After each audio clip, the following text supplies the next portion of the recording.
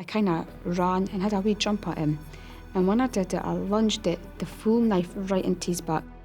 There is obviously a feeling of great resentment about another man being in bed with your wife. If that is jealousy, yes, I felt jealous. Betrayal, anger, jealousy, lust. Human emotions out of control. She had an affair, yes. But he wasn't there for her in the bedroom. It's a normal child's skipping rope. The more she screamed, the more he pulled it. The men and women driven to commit crimes of passion. I was just like, what the hell is going to happen now? She's dead, and it's my fault. When love turns to hate and hate turns to murder. He's dead and finished with. Another useless bit of fodder out the way.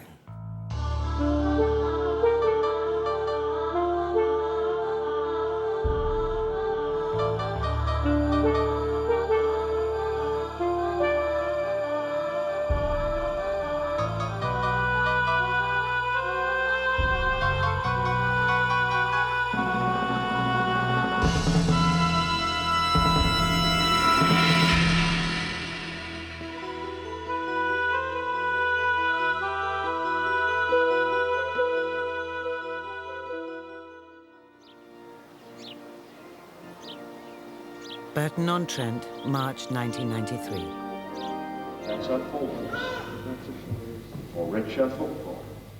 The wedding of 22-year-old Sam Bridge to local builder Jason Harper.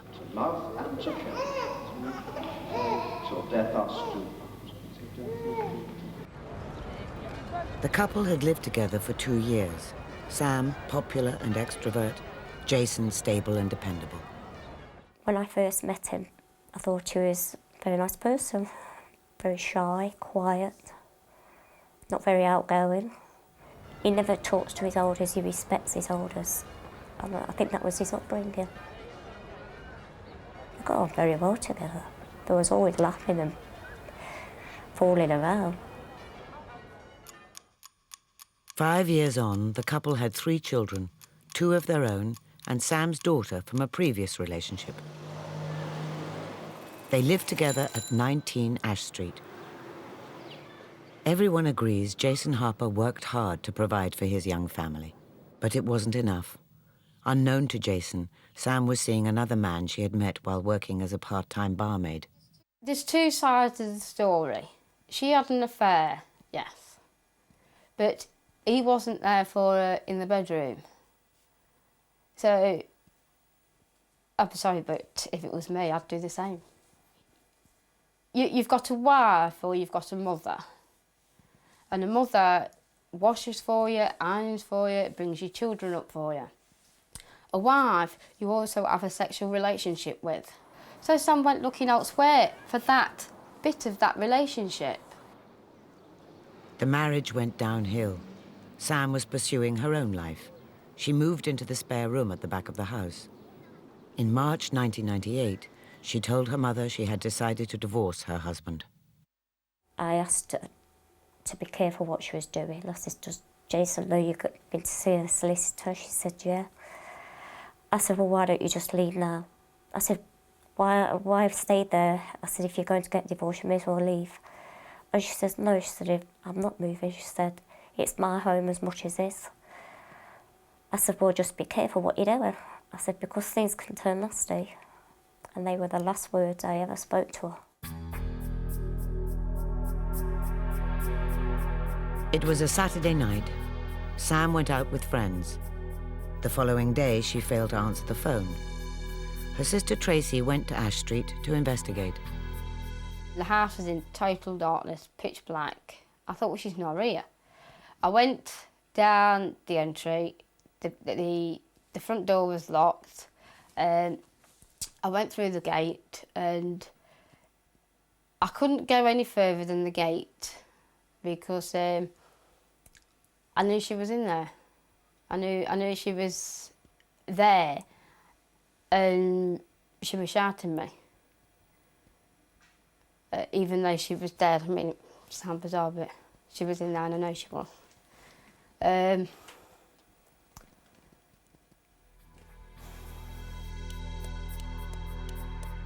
Disturbed by this experience, Tracy went to a neighbour for help. I said, Sam's missing, I can't find her. She says, what do you mean missing? I said, nobody's seen her all day. She says, she's gone somewhere. I says, no. I said, Jason's done something. I said, Jason's done something to her, I know it. Later that evening, Jason Harper made a 999 call to Burton Police, saying that his wife had committed suicide.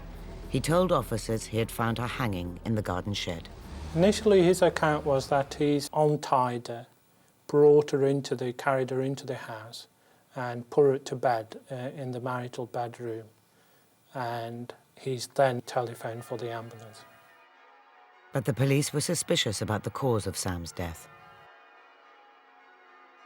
As a result of the post-mortem that was carried out by a Home Office pathologist, it was clear to us that she had not died as a result of a hanging, and the death was actually as a result of strangulation. I knew it was him. I knew it was him. I know Sam. I know she's not the sort of person to commit suicide. She's not that sort of person.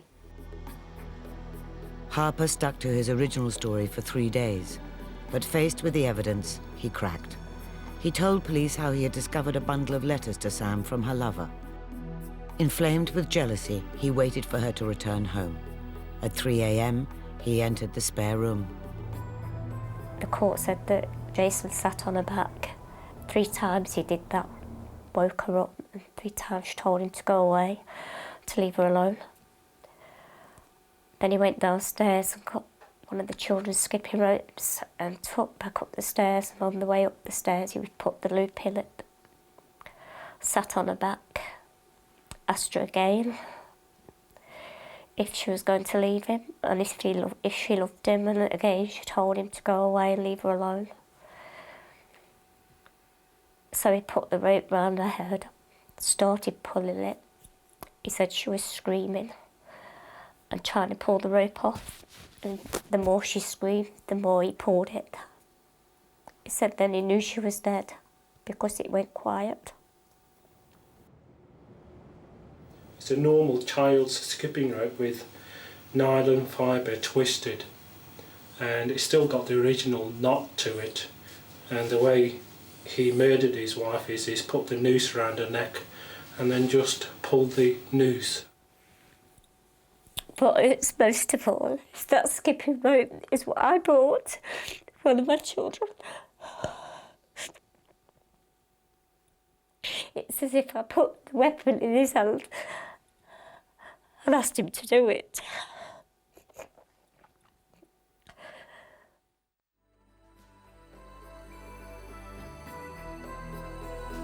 Harper was charged with the murder of his wife, but he pleaded not guilty, claiming that he had lost control when he discovered his wife was cheating on him.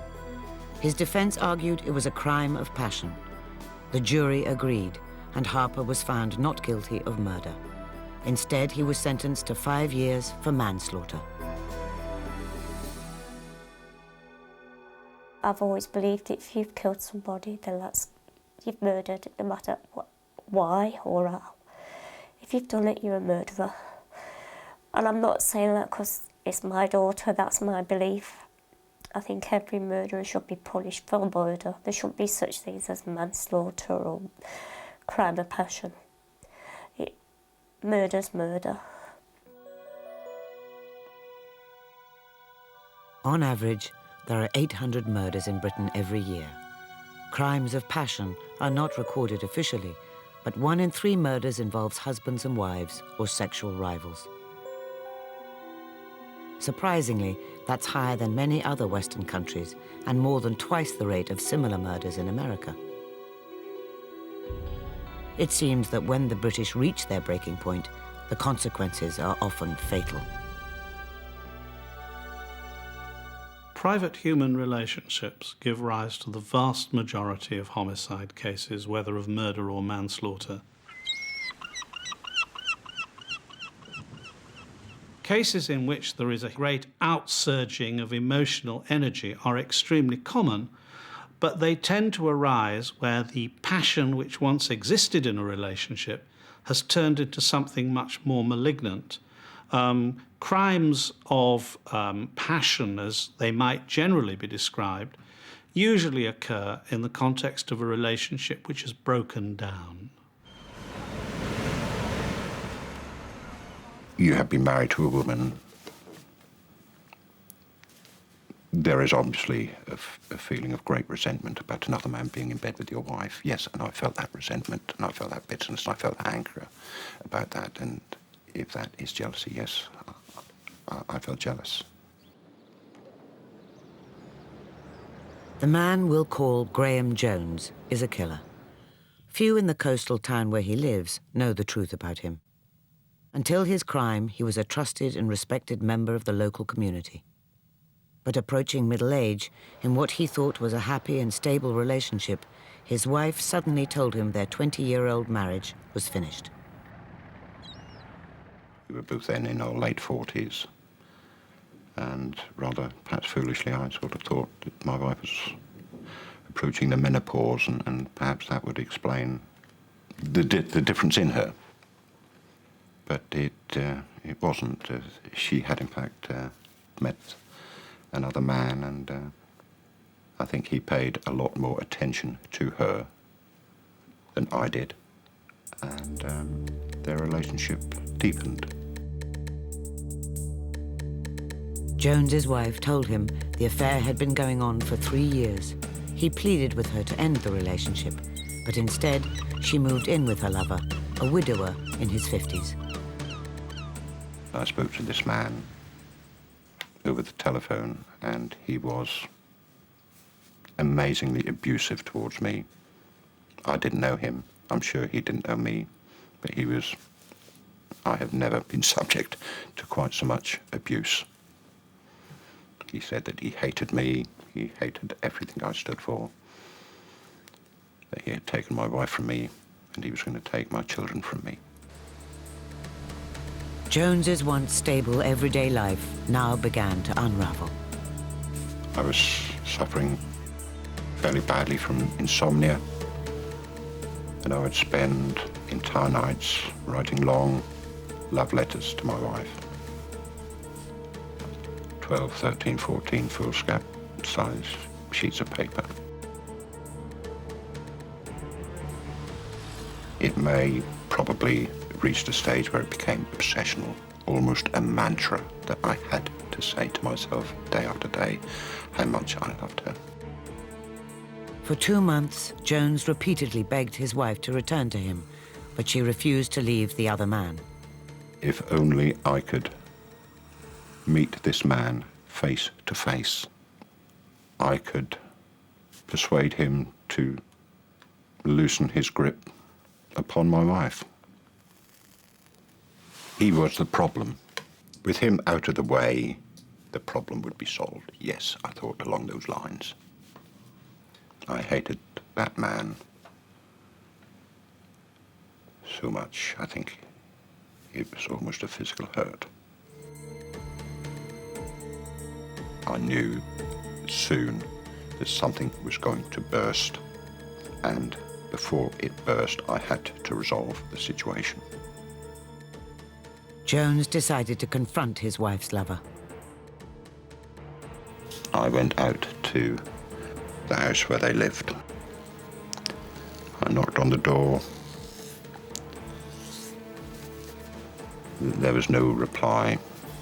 His car wasn't there, so I waited outside in my car. I waited quite a long time. Then I walked round to the back of the house, and the kitchen window was open, and I broke into the house. I thought, the bastard won't be able to get away from me. Now, he will have to face me. But Jones had not come empty-handed. He was armed with a hammer. I just sat there and waited for him to return. Finally, he did. Of course, he was absolutely shocked, stunned to find me there, perfectly natural reaction. I understand that. And of course he wouldn't talk. He wouldn't talk. We then argued.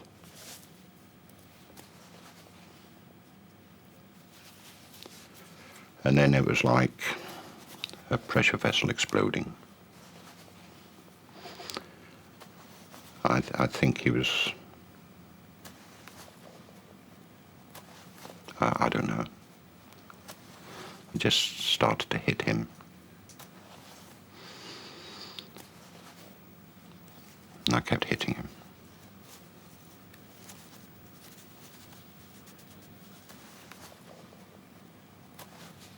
Until he stopped. You know, I don't know why I stopped. I did. And then I realized what I had done. I'd killed him.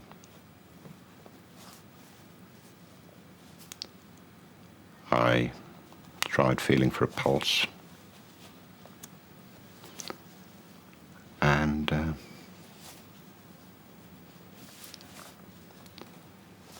And there wasn't one. I tried to listen to his heart, and I couldn't hear anything.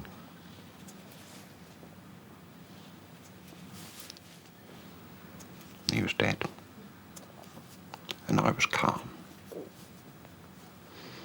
All the emotional turmoil, somehow all the tiredness, it all drained out of me. And the terrible thing is I felt at peace.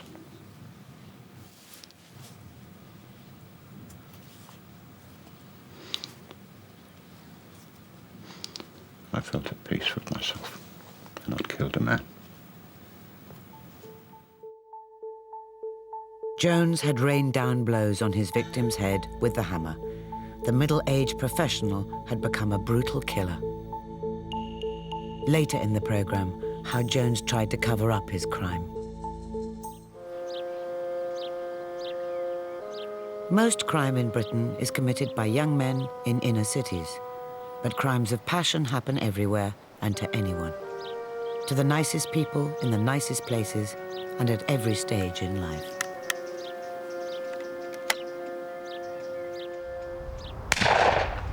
Some people reach a point in their 50s where all of a sudden they're head over heels in love with somebody else, and the whole thing takes on a sense of unreality.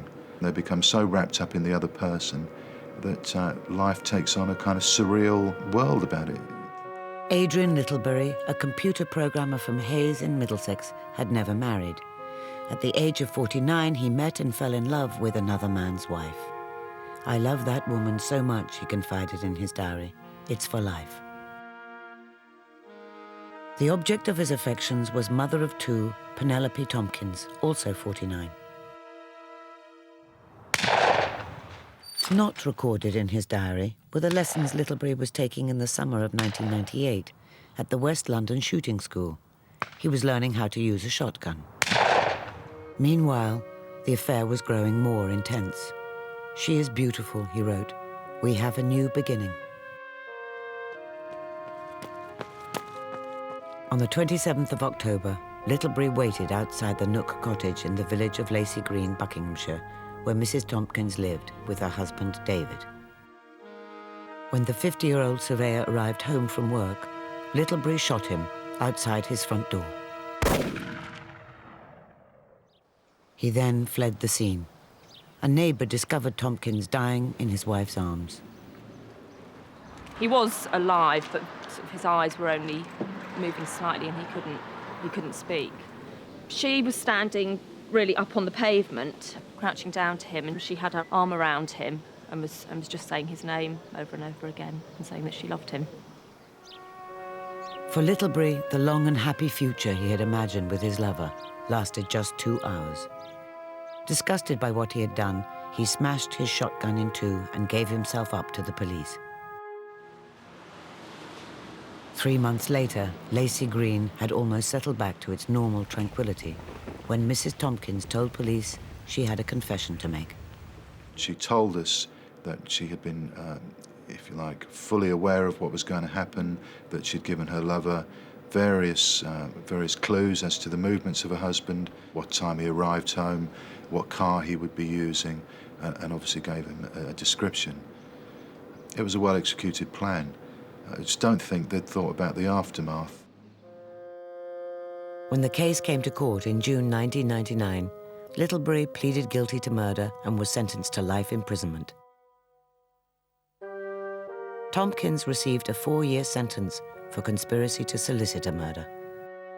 It's amazing to me that people of their intelligence can almost exist in a world which other people would look at and say, well, this is just so ridiculous. How on earth did they ever contrive to get into that position? Even in custody, their passion raged on. Mrs. Tompkins wrote to her lover in jail, "My darling Ada, I am as guilty as you. My love for you goes beyond this life. God forgive us both. Signed, YSMP. Your soulmate, Penny."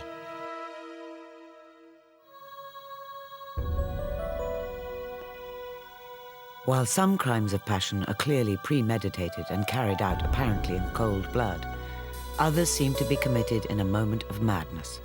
I think the reality is nobody knows what their breaking point is, and although most of us are able to deal with situations in a fairly normal, controlled kind of manner and recognising when reaching stressing points, we never know what is going to give us that extra bit which is going to push us over the edge. Normally, I think if you look at crime passionnel and try to understand it, it happens 9 times out of 10 on the spur of a moment. All right, you regret it for the rest of your life. As a young man from a wealthy family on the island of Jersey, Richard Murray had everything to look forward to. Instead, at the age of 24, he found himself on death row because of love. There was a bit of a difference in class, etc., without being too snobbish. But I suppose it was instant attraction. And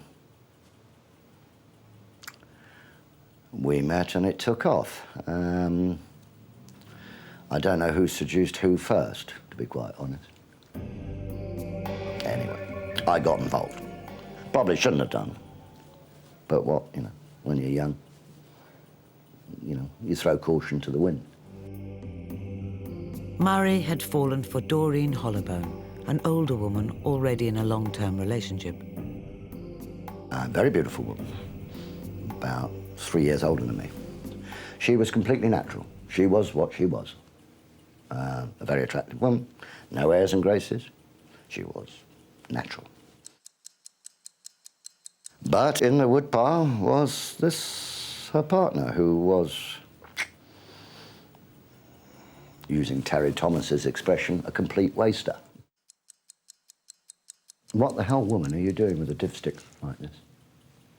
Christ, you're a bit better than this. Get rid of him. But he was like a leech.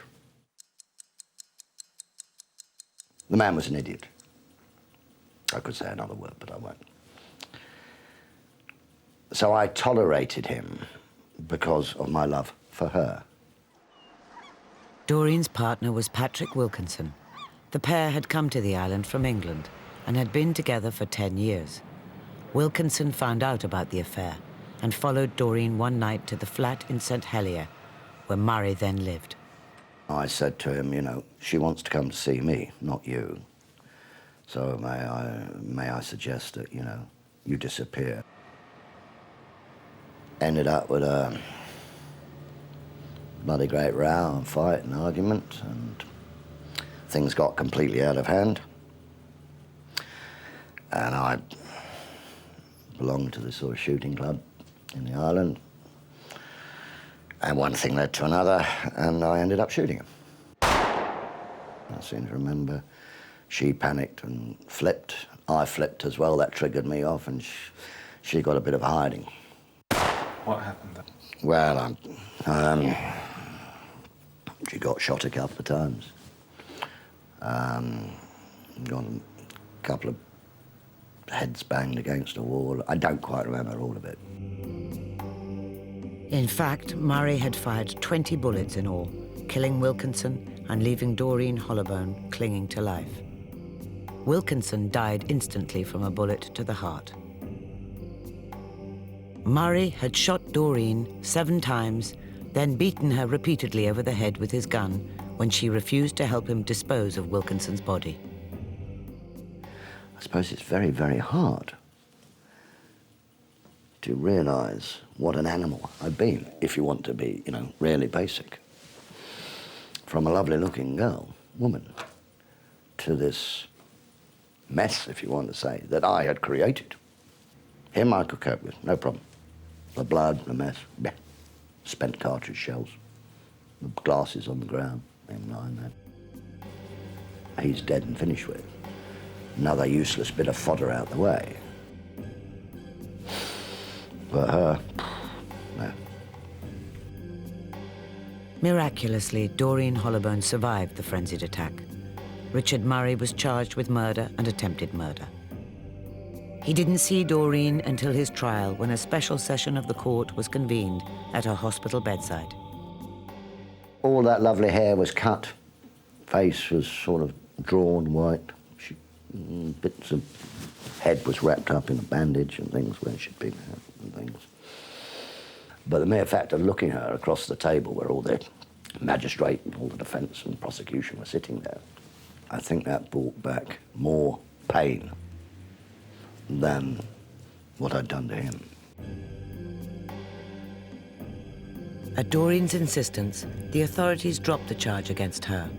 Murray pleaded guilty to the murder of Patrick Wilkinson and was sentenced to death as the law then required. Do you remember pulling the trigger? I think so, yes, yeah. I think, if I scratch back, I think, yes. It's very hard. I can't remember a lot of it. I remember parts of it. It comes back to me in flashes. But it happened so fast and so quick that one minute he was standing up and the next minute he was on the floor, gone.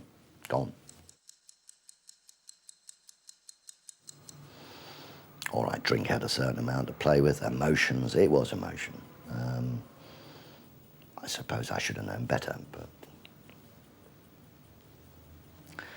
but there it was. Do you think you deserved to die? I was resigned to it, you know. If the worst comes to the worst, all right, I'm pear-shaped in asylum, I'm pear-shaped in life, at least I'll go out with dignity. But the sentence of death by hanging was commuted to life imprisonment, and Murray served 10 years in jail. Doreen Hollowbone suffered major health problems for the rest of her life. She died of cancer in Bristol in 1994. Patrick Wilkinson lies buried in this unmarked grave on Jersey. 35 years on, Murray still feels little remorse over taking Wilkinson's life. Can I go to bed and sleep peacefully at night if I'd have just done him only? The answer will probably be yes, which is very hard and very cruel. Can I go to bed and sleep peacefully what I did to her? The answer would be no. I think a number of people who actually carry out the act of murder find it very difficult to look beyond what they've done and to say, I'm sorry I did that, because they actually can't see any other way of having achieved what they've achieved. Whereas we can say, I'm sorry for this, and I didn't really intend to do that. Most of them get stuck in this idea, well, what else could I do?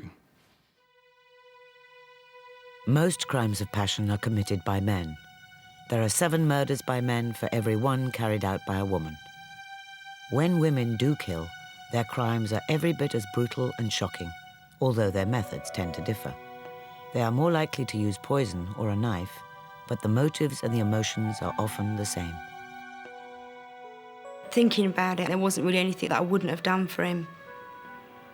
I was just so pleased that I'd met this big grown-up man, and, you know, he wanted me. And I think I'd have done more or less anything to make him want me. A town in southern England. 10 years ago, a woman we've called Julia Fraser, then still a teenager, fell head over heels in love with an older man called Chris. He told you he loved you? Yeah. How soon into your relationship was that? After about 3 days. We'd made all sorts of plans. We was going to go here, we was going to go there, I was going to go meet his family. We was going to travel abroad that summer. All sorts of things. What sorts of things? What we were going to call our children, what we'd do if I ever got pregnant. There was just one problem on the horizon. Chris's old girlfriend, another teenager he'd been seeing for a year, she was deeply upset by the rejection. She wrote a letter to him, and he gave me the letter to read because he thought it was quite funny. And I actually sat and cried about the letter because I just felt so sorry for her. You could read in the letter, you knew she was just destroyed. Fraser decided to go and meet the girl. I had this big mental picture that I'd give her a hug and it'd all be all right and I'd say sorry and that'd be it, it'd be fine. Her mum actually said that she wasn't in, and then she said, you know, are you the new girlfriend? And I said, yeah. And she said, well, I can't be responsible for her actions when she does see you. And shortly after that, I received a phone call from her asking her to go meet me. So I did. I went in the kitchen to get a light because I didn't have any matches on me. I went in the kitchen drawer and I looked up and there was a rack of knives on the wall. Because of the area I was going to and I was going under subways, I actually picked up one of the knives and took it with me. What kind of knife? It was a boning knife. What is that like? It's really sharp. It's a 6-inch butcher's knife. It's used for getting meat off of bones.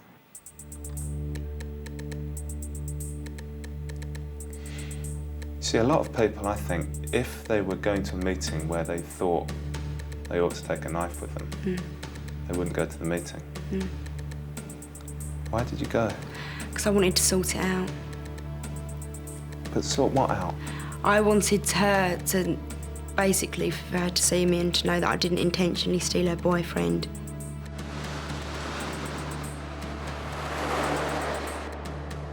The two girls came face to face near Chris's home. We started to argue in the street and she was calling me this, calling me that, which is quite understandable. What was she calling you? A fucking bitch, a whore. She was going to kill me, she was going to kill my family. It started off as a scuffle and then it got more physical. We were fighting in the roadside, on the grass, on the pavement. And I remember saying, fuck off, I've got a knife. And everybody started shouting, she's got a knife, she's got a knife, and she laughed at me. I swiped out with the knife, and I remember she got hold of my wrist, and she started making all sorts of threats. She was going to burn my mum's house down. And I kept saying to her, let go of my hair, and she kept saying, let go of the knife. I guess I must just have lost it.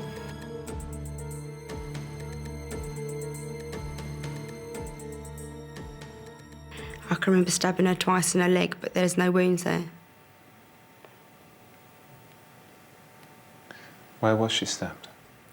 She was stabbed in her upper body. How many times? 4. You stabbed her 4 times, but you don't remember it? Yeah. I remember stabbing her once in each leg. And I remember feeling the knife, first of all going quickly, and then it hit something solid, which I thought was her leg. I remember she was laying on the grass and she was making funny noises, almost like a gagging, choking noise. I actually thought she was being melodramatic, and I remember one of the people that was watching come up to me and said, if you've, and they went to say killed her and they didn't finish the sentence. Fraser now realised that Chris had seen the fight. Standing in the doorway watching. And then he said that he was going to call an ambulance, and he did. Then he came over to me and he squeezed my wrist so that I dropped the knife.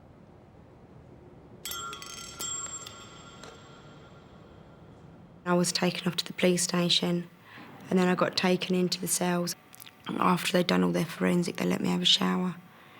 And I remember standing there in this freezing cold shower, looking at the shower pan, and it was just red. There was just so much blood coming out off my hair. Fraser's knife had severed an artery in her victim's chest. The girl died on arrival at hospital. I was just like, what the hell is going to happen now? She's dead, and it's my fault.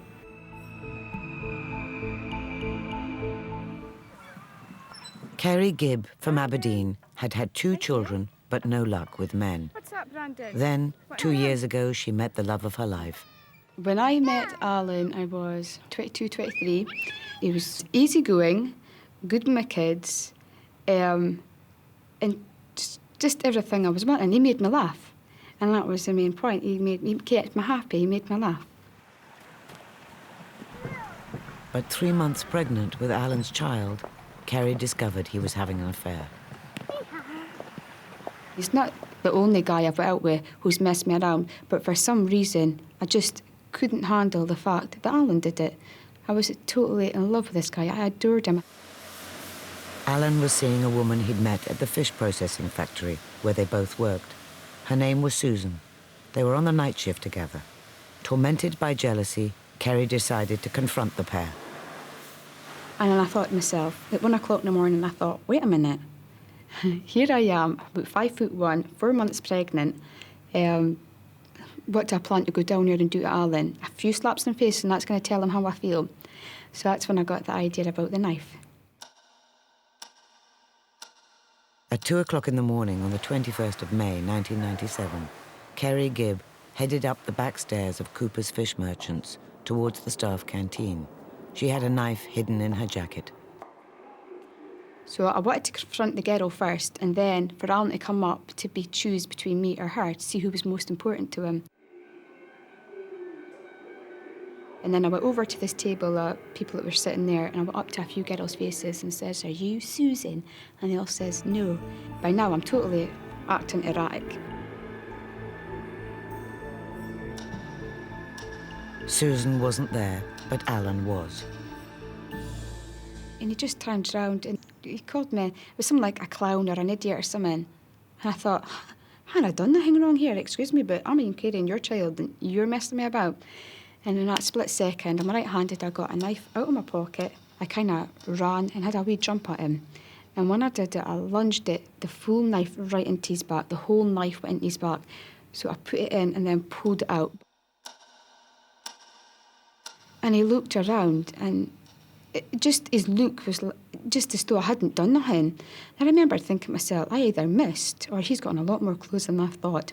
So that's why I ran at him again, because he was like side on now, and I caught his arm, and when I put it in, I kind of pulled it out that way, which caused the pain that I was looking for. The first stab wound just missed Alan's heart. While surgeons fought to save his life, Aberdeen police arrested Carrie Gibb and charged her with attempted murder. I was in the jail cell.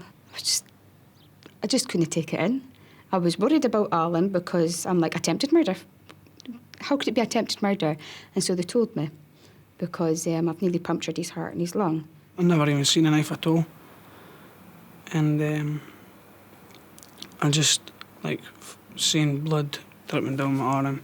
I tore off my top, and I remember, like, a little bit of flesh falling, like, out my back, and that's when I realised there was a hole in my back as well. Carrie Gibb's lawyer now told her she faced a minimum of 10 years in jail if the court found her guilty of the charge. The threat of imprisonment was only lifted when Alan decided to forgive. He pleaded with the authorities to show leniency. After 3 months, the charges were dropped. One of the other questions that everybody has always asked me, if I could have went back and changed time around, would have I still did it? And yes, I would have, because it made them understand how I felt. And there's nothing else I can think of that I could have done to make him realise that. I think during their lives, most of the perpetrators are fairly moral people and are very conscious of the difference between right and wrong. But I think under the particular stress of the crime of passion, I think that bit disappears, and what is left is a survival mechanism or an anger mechanism which somehow rejects the moral bit, which then kicks in again immediately after the act's completed. The couple separated, but remarkably 2 years on, they are back together, trying to make a new go of the relationship. No. Do you ever worry that she might be a bit unhinged and might do this again? No. Don't worry about it. No, I don't think for 1 minute she would ever do it again. I think it was just a one-off thing. Carrie and Alan have both had an incredible reprieve. But those whose murderous rages end in death cross a line from which there is no return.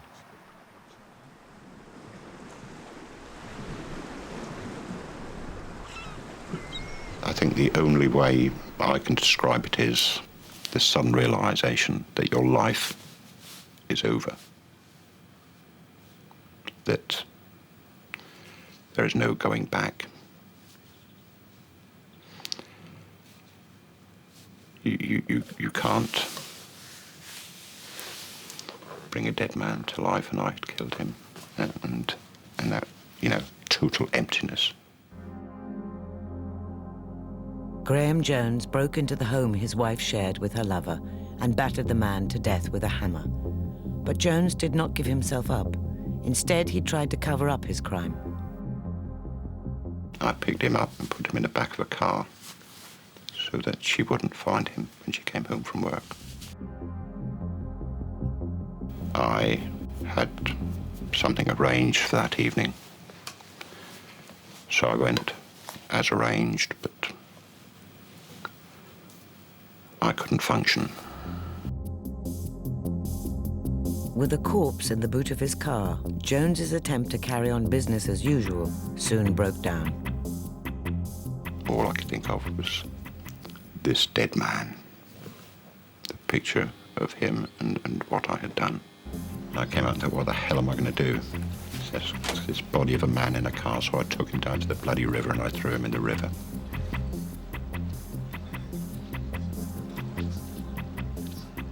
Now, if that's an act of a fucking rational man, I don't know what is.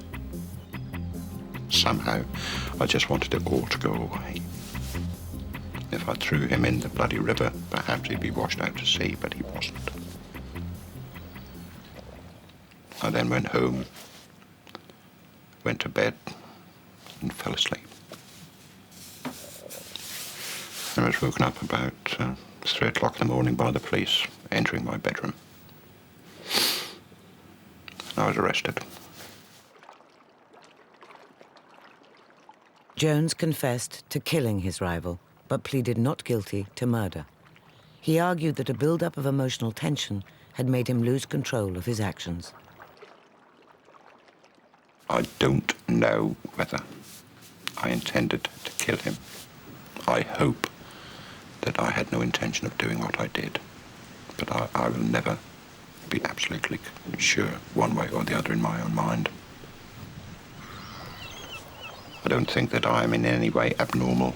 I think my thinking processes are pretty much normal, average, and I think if I could do it, anybody could do it. The court decided to accept Jones's plea of manslaughter. He was sentenced to just 4 years in prison. His wife and his victim's family were shocked by the verdict. He was about the same age as I was. His life has been cut short. I can say that I feel remorse, how sorry I am, but it is so inadequate, isn't it?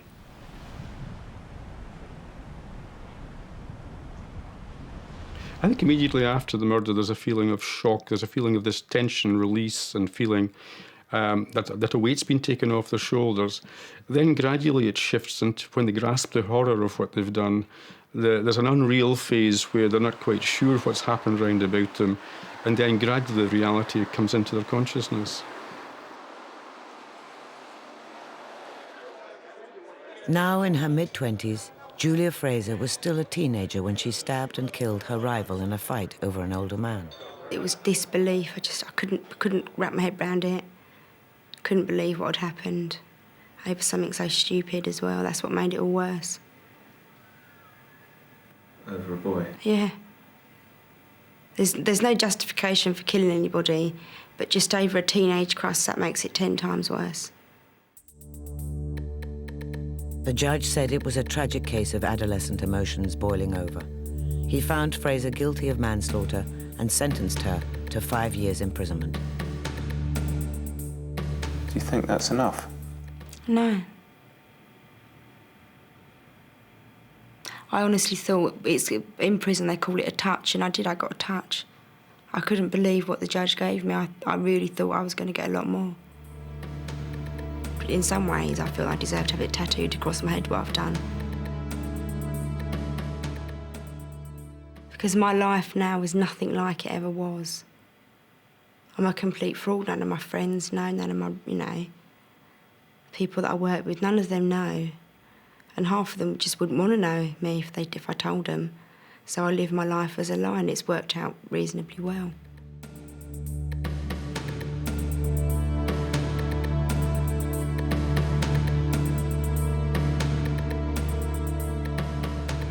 She can never be replaced. It's not so much the stabbing, it's the repercussions of it. It's all the people that get hurt. It's all the things that change because of what you've done. My life can never be the same because of this. Her family's lives can't. My family's lives can't. We're all tainted by this.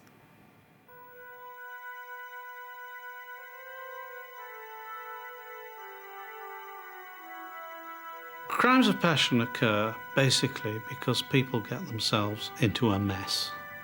They build for themselves emotional tangles without foreseeing the consequences of what they have done. Most of us, if not all of us, are capable of making severe errors of judgment. The problem is, we have no way of knowing whether we are one of those people capable of committing a crime of passion or not until the unpredictable events arise.